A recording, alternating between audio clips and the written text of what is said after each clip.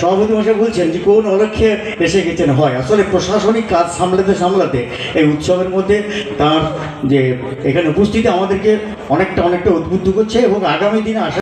আমাদের যে পিউলি ম্যাডাম, উনি বারবার ফোন করে আমাকে ডেকে এনেছেন সারাদিন অফিসের পরে, হয়তো আসার সেরকম ছিল না, ভাবলাম একটু পরে আসবো, কিন্তু উনি বললেন না, সভাপতি সাহেব, আমাদের দীপক স্যার মহাশয়, আমাদের সবাই রয়েছেন, আপনি আসুন একবার। তো ওনাদের ডাকে আর না করতে পারলাম না, আসতে হলো। তো সিনেমার জগতে প্রবেশ করেছিল, তারপরে কোভিডের সময় কি হলো, সেই সিনেমা হলে গিয়ে সিনেমা দেখাটাও আস্তে আস্তে কিন্তু উঠে যেতে বসেছে। আপনারা হয়তো খেয়াল করবেন, মানে অনেকে হয়তো আপনারা যারা ইয়াং জেনারেশন আছে তারা বুঝবেন যে এখন ওটিটি প্ল্যাটফর্মে Netflix, Amazon Prime, Zee5, Sony Liv, এইগুলোতে এখন মানুষ কিছু টাকার বিনিময়ে সাবস্ক্রিপশন করে সিনেমা দেখেন। 13 বছরে পড়ছে। মানে আমি প্রথমে গিয়ে কোনো উৎসবে জিজ্ঞাসা করি যে কততম বছর, মানে আমি বুঝতে চাই যে কতদিন ধরে ওনারা এই লড়াইটা চালিয়ে রেখেছেন। তো 13 বছর ধরে ওনারা এই লড়াই চালিয়ে রেখেছেন। মানে নাটক যে এখনো বেঁচে আছে সেটা মনে হয় রামনগরে না আসলে জানা।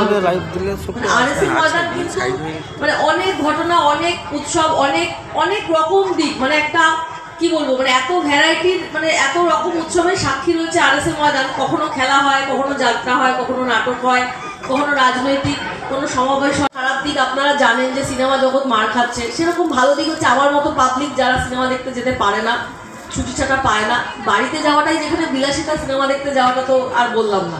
তো তারা একটু দেখে নেয় এরকম মোবাইলে বা টিভিতে।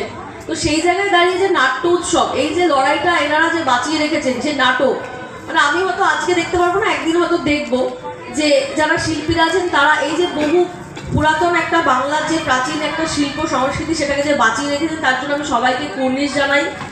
আর আমাদের মধ্যে যারা আছেন, আপনারা আছেন, তারা যেভাবে এগিয়ে এসে, মানে দেখুন, উৎসাহ অনেকভাবেই দেওয়া যায়, সবসময় যে ফিনান্সিয়াল কন্ট্রিবিউশন করে উৎসাহ দেওয়া যায় তা নয়। আপনারা যে আজকে চেয়ারে বসে আছেন এটাও কিন্তু ওনাদের একটা লড়াইয়ের পার্ট, তাই তো? মানে আপনারা যদি না আসতেন, সামনে যদি ফাঁকা থাকতো, ওনারা কাদেরকে নিয়ে প্রোগ্রামটা করতেন?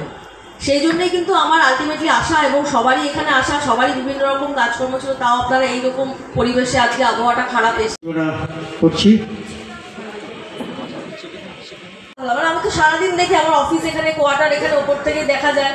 তো শনি রবিবার জেনারেলি প্র্যাকটিস হয়, সেই একদম কচি কাঁচা থেকে শুরু করে ক্লাস 5ও খেলছে, খুদে বাচ্চাগুলো। আমি জানি না যে ওরা কোথার থেকে, মানে আমাদের সময় এরকম পাইনি, তো সেজন্য আমি এত অবাক হই। মানে দেখছি এইরকম সাইজের কিছু একদল খেলে গেল, একটু পরে আবার এই সাইজের খেলতে আসলো, আবার একটু পরে এই সাইজের খেলতে আসলো।